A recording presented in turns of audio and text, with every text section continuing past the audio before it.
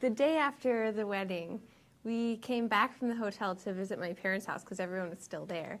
And so we all got our videographer on speakerphone and, you know, we're like, hey, Larry, can you put this clip so funny, online? put that on YouTube, you know, and you'll put the other one on, because there's a lot of funny parts in the wedding, right? I, Andrew Paul Daniel Engstrom, I, Andrew Paul Daniel Engstrom, do take Melissa Renée Warren do take Melissa Renée Warren to be my lawfully wedded wife, to be my lawfully and pancakey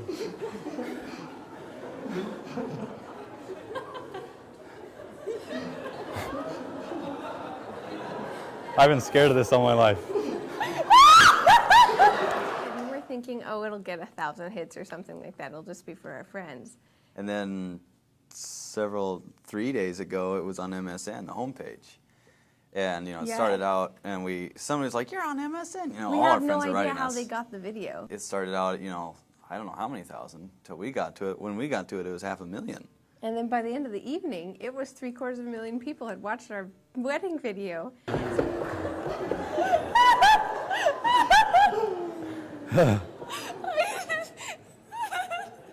Just give her a second.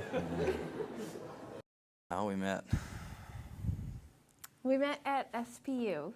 We were both students at Seattle Pacific University. I was really interested in Melissa Warren, but I knew that Melissa Warren didn't want to be pursued.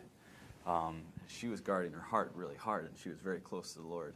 And so I wanted to play it right, however I did it, but I wanted to guard my heart. You know, whoever my wife was very special. We had actually never hung out until the story really started. And Andrew started writing me. At age 8, Andrew started wishing for his wife. Yeah. And so I've never met somebody, especially a young man, who's been so passionate about finding his wife and being ready for it. And he started writing me when he was 16. He gave me a journal last year, and it started actually right after he broke up with his first girlfriend. And it was kind of helping him process through it, but it was also he wanted to start writing to his wife. So I get this letter. When you're young, you have a long time to wait for your partner, and I missed her.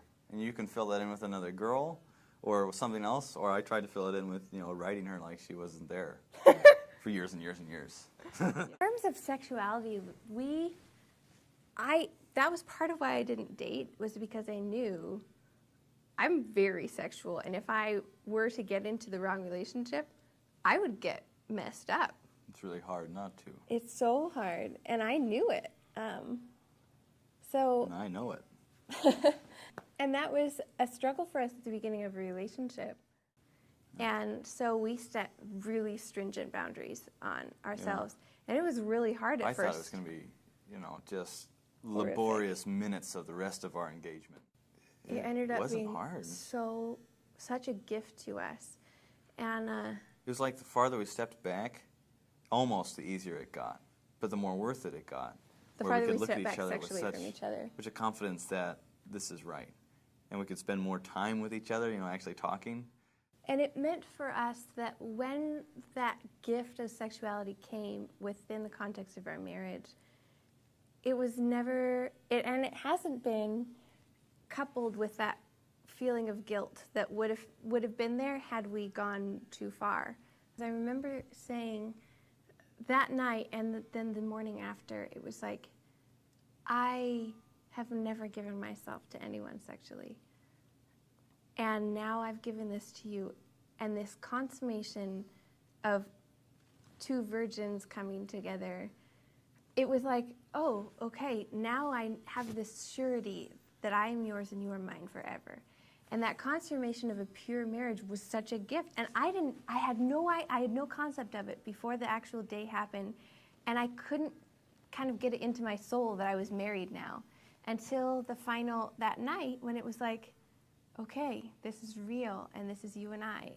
And I wept at the thought of that, myself having given that to somebody else potentially, and not having that surety that came with just being one another.